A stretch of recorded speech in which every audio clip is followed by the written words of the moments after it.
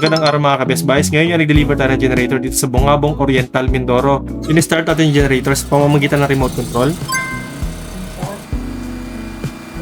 Ito nga at meron ng power output.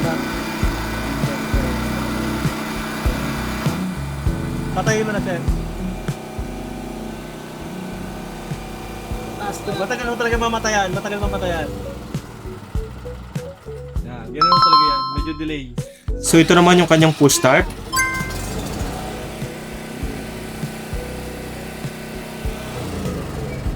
At ito naman yung pinakamadaling pagmamanual start sa isang conventional na generator. Tapos,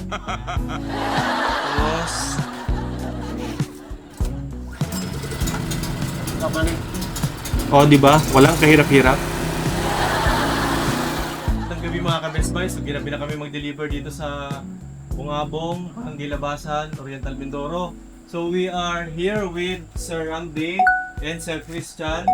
So, at si Tatay Rolando. Sir Randy, ano ba yung unang nakita nyo din sa generator na to? Bakit kayo nakabili ng unang unit nito? Maganda at easy to start. Eh, how about sir yung quality ng generator natin? Basta, Magandang klase talaga. Hindi na siya hassle kapag paggamit. Basta ka na lang mapindot sa rin, buhay na siya. so, ang pinakagusto mo is yung remote niya. Yes. Okay. Isang higit mo na kapag agad, kulang na.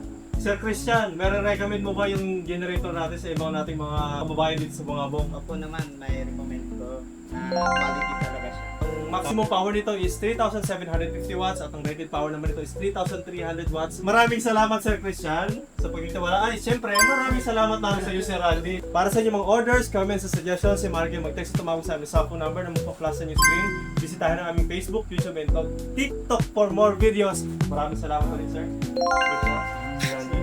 Mag-ingat po tayo palagi. God bless po.